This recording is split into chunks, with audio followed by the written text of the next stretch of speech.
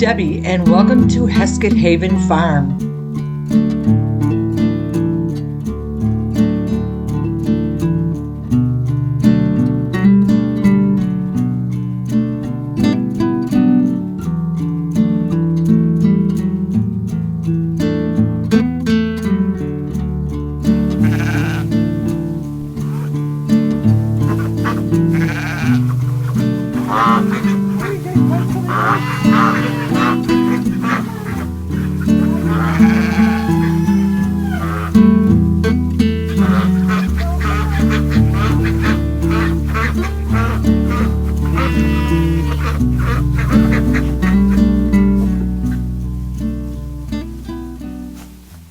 You ready for your breakfast? Come on. You ate your hay. You had too much grass yesterday, didn't you?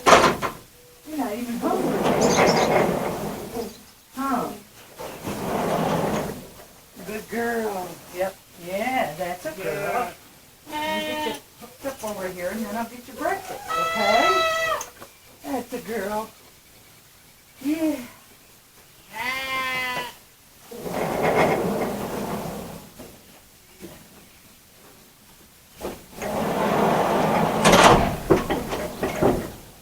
You really shouldn't stand in your bowl. That's your hoof prints.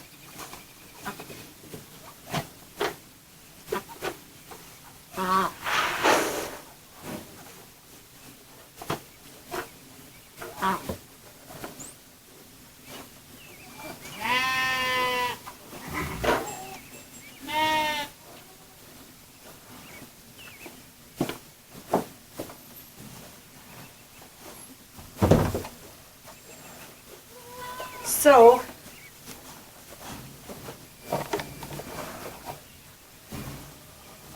let me just talk about Annabelle for a minute here. What? I can't figure out how to get in here. So Annabelle, we had her AI'd back in March, I guess, the first time. Well, then she didn't take. So we had to do it again. I got something in my boot. So we had to do it again. Oh, I still have something in my boot. And the last time the guy came out, he was very confident that he had gotten here at the right time to artificially inseminate her. And so we used just a generic, not generic, it was a Jersey bull semen, but it was not specified as being a heifer semen. So we are just taking our chances, as in getting pregnant 50-50 chance, being pulled 50-50 chance, or having a heifer bull calf is a 50-50 chance. So, but I was just more concerned at that point of just getting her bred and making sure that she was bred. So she should have come back in heat like last Wednesday or Thursday. This is Monday, so far I'm very hopeful that she has not come back into heat yet. She's very calm. You saw she just kind of stood there. She didn't try rubbing on me. She didn't try any of those things that she typically does when she's in heat. So I am very hopeful, and it looks like this time she may have taken. So we're kind of excited about that. Not kind of. We are very excited about that. So if she takes this time, which looks like she has, so far, so good, she would be due to calf February 2nd of next 2025. So they're pregnant usually for about 9 months also. So yeah, so hopefully she took, and that we are on the road to having Jersey milk on our farm.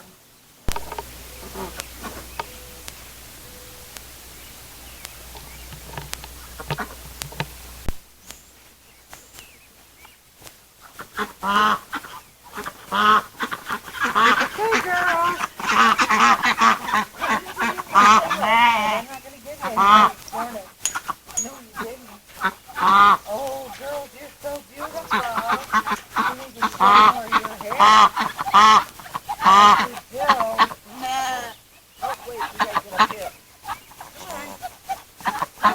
Thank you. Yeah, there you go.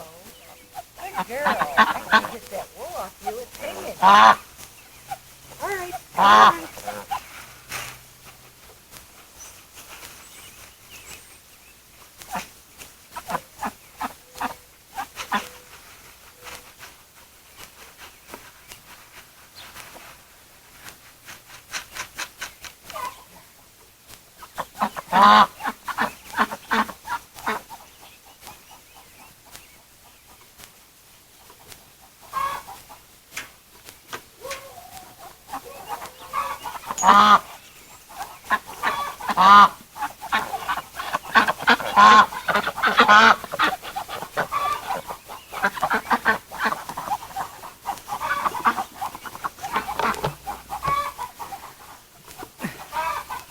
So, when I feed the sheep, I've been letting them kind of eat out of the scoop or the bucket. Here they come. Oh, maybe not. I thought the dogs were chasing the cats. I think they play. I hope they're playing. But anyways, and then I let them out here in this little barnyard area, and they can graze for a good share of the day out here. And then I usually close it off to them and then let the grass grow back and then let them out to graze again. But then in the meantime, I just keep feeding them hay. So last night apparently they had their fill of grass, and so they weren't very hungry. But you can see our ram in the back here, right about there, and he's pretty well shedded out. He did a good job of shedding out this year, and he looks pretty good. So, however, he is being a butthead, literally. He came after me the other day. There was a baby goat in there, and he came after me and trying to get the baby goat out, and it was not a fun situation. So he's tough and he's mean. But we like how the babies look that he's throwing. They're very muscled and very, they grow well, and so we like that. That's the only reason we're keeping around, because I want those big muscled babies, and yeah. So he does good that way. So we're going to have to get in here soon because it's getting really hot, and kind of pull off what we can pull off of their wool, and maybe even run the clipper over just to make sure that they don't get overheated when it's super hot out. I think I had that happen a couple of years ago with one of them's mother, and she ended up having, I say it was a heat stroke, and she died. So I don't want that to happen again. So anyway, so we'll probably get that done here in the next week or two, hopefully sooner than later. But I got to get the garden in too. So, all right. Well, now I'm going to head in and start working on goat chores. Come on, girls. She's a thief. She's a thief. Oh, you guys. No, you're not going out, Dottie. Oh, back up, guys. No. Only her. Back. And then you. Yep. Good girl. Good girls. Okay, these are the girls I'm going to be milking. I let them come out so that I can feed the rest of them so they don't end up with all the grain. So, all right. Get that going on.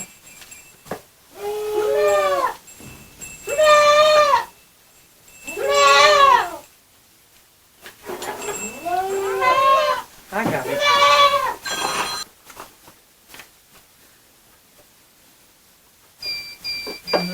Cold this morning, huh? Yep.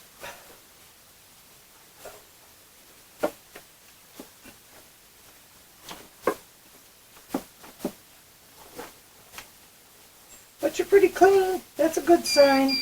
That's good. I don't like it when you're not very clean. That's hard for me. And I'm sure it's not very good for you either, so. There you go. Good girl. Yeah.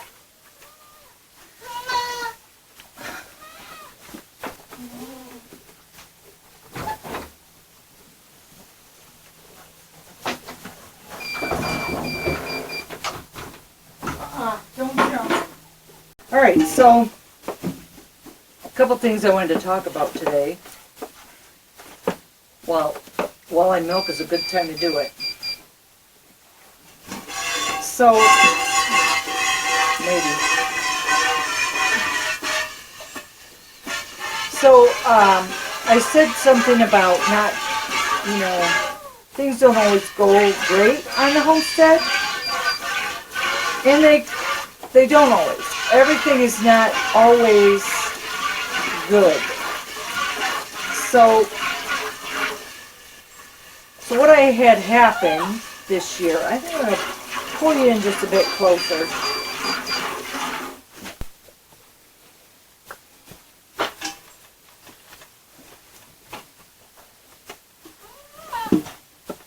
So, I'm going to make sure you can hear me. We're plugged, we're turned on. Okay. Alright, I think I got it. I hope I got it. Alright, so a couple things I wanted to talk about today. Well, while I milk is a good time to do it. So, maybe. So, I said something about not, things don't always go great on the homestead. And they don't always. Everything is not always good. So what I had happen this year, I think I'm going to pull you in just a bit closer. Wow, she's got a lot of milk this morning.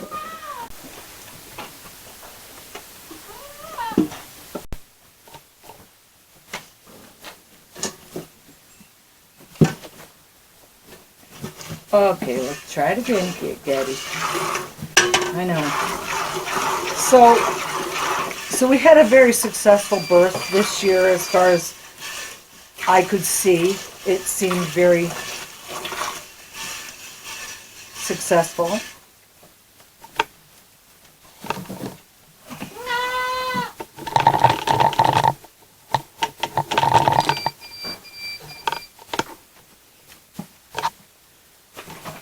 And I'm going to milk while I'm doing this, so that's the noise you're going to hear. And everything was going great. We had all 4 does had sets of twins. They were all born strong and did great. We had the one problem with one of the does. She was a brand new mama and didn't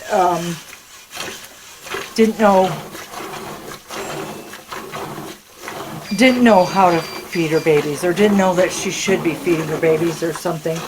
And so I worked with her for the first day, and then by the second day she had taken off and was doing a good job. So, and the babies are growing. They grew. They were great.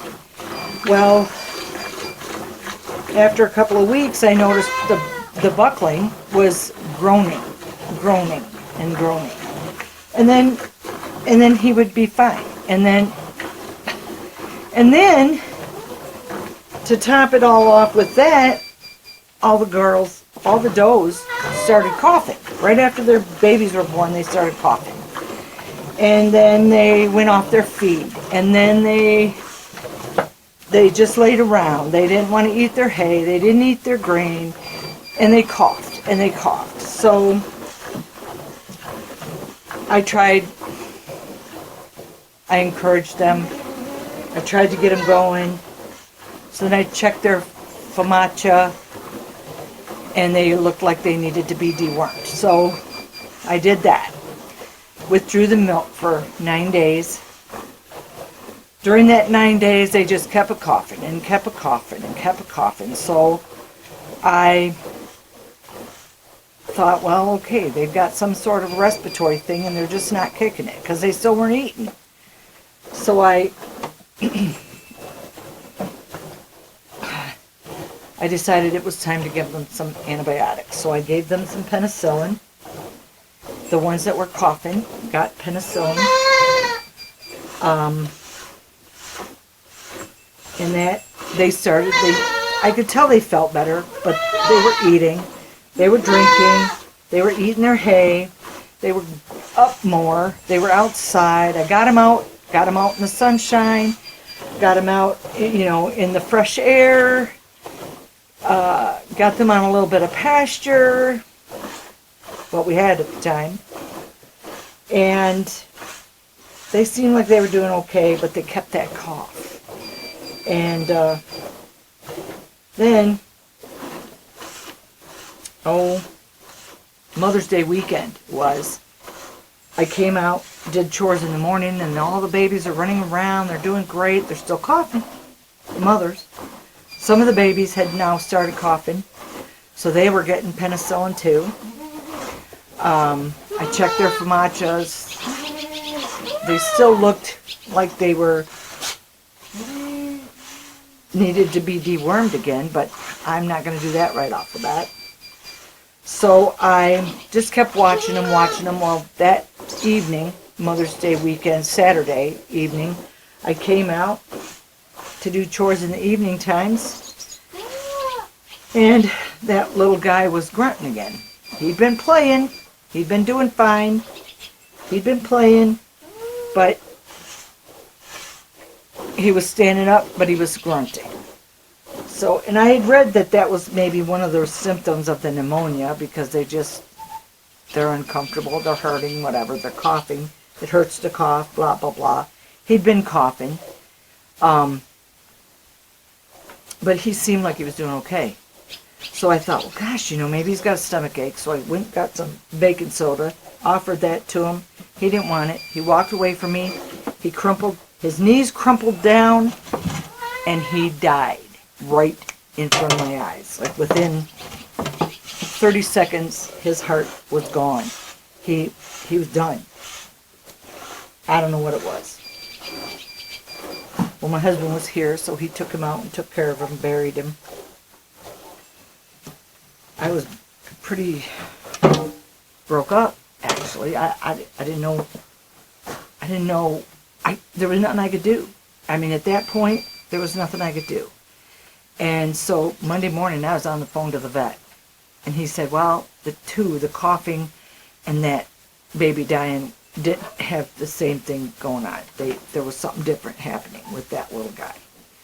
And he goes, we'd have to do an autopsy to know. Well, can't do that now. So anyway, he said, that coughing thing, and she's not coughing now. You haven't heard her cough. That coughing thing is probably due to them having to just recover from whatever they had going on. And when you're coughing and your throat is irritated, you got a tickle or whatever, you're going to cough. And he said it takes the longest to get rid of that cough. So he said, even though they're still coughing, they're still getting better. So, that kind of made sense. So I left it at that.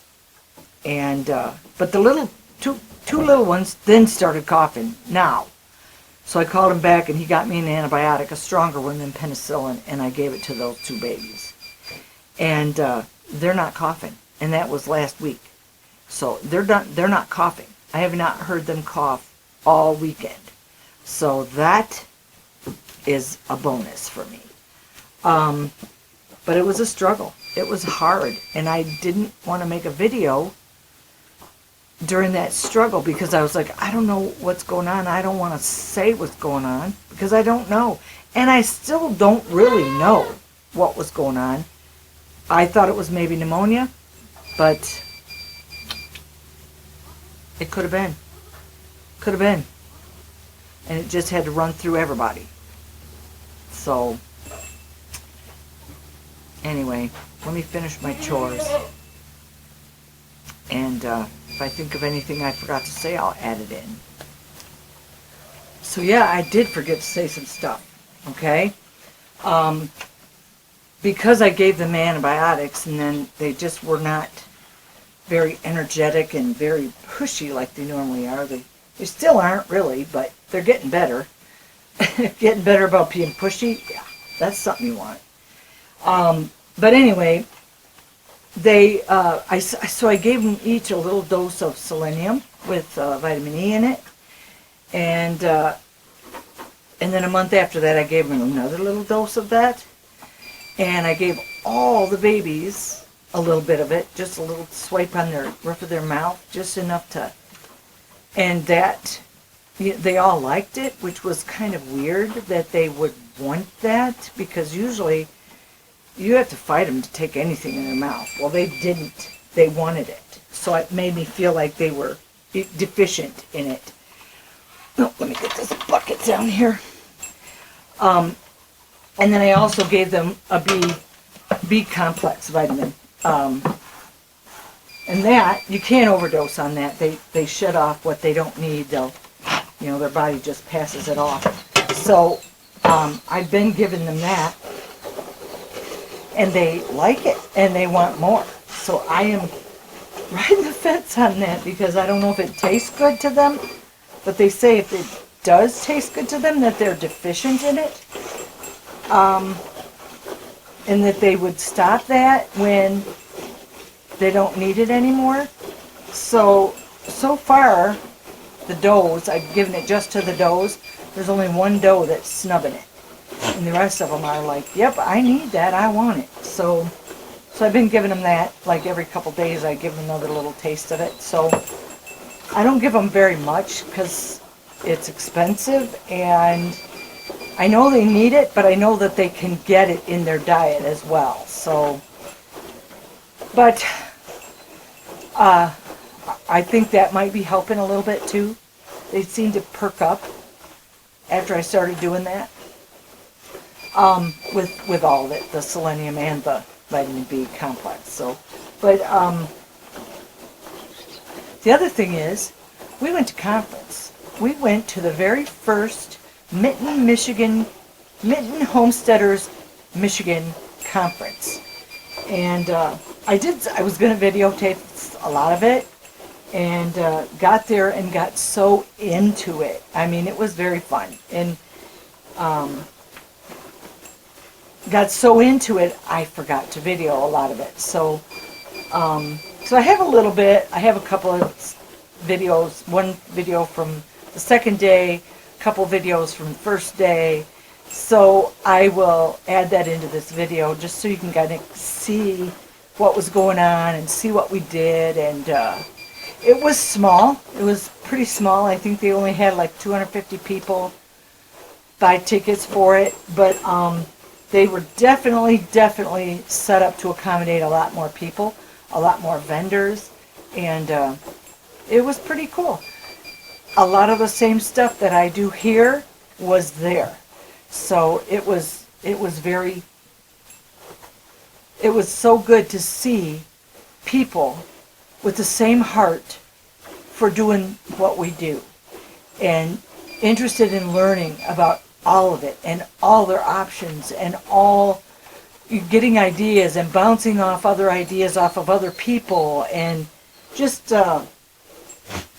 it was very, I think I learned more from just talking with other people about stuff, and hopefully they learned from me too. That's kind of the goal, and to be able to share what we do here, and it was very neat.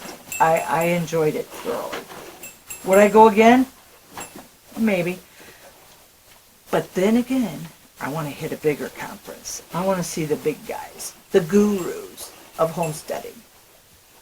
I'm not going to name drop here because I bet you know who they are. If you want to know some of those big names, message me.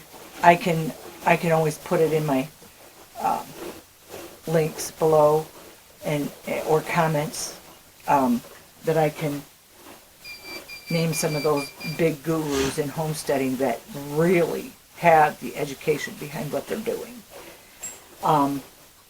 But so anyways, I hope you have a great day today. It's a beautiful sunshiny day here, and I hope it is for you too. enjoy your day, enjoy every minute of every waking moment we have to its fullest. Thank you for watching. Hit the subscribe button, give me a thumbs up, and I'll see you next time right here at Heskett Haven Farm.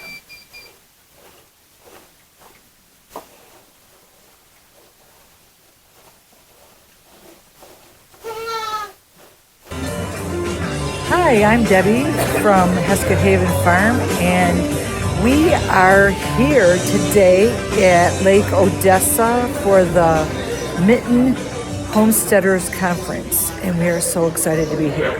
So stay tuned, and we will video some other stuff going on during the day. Thanks.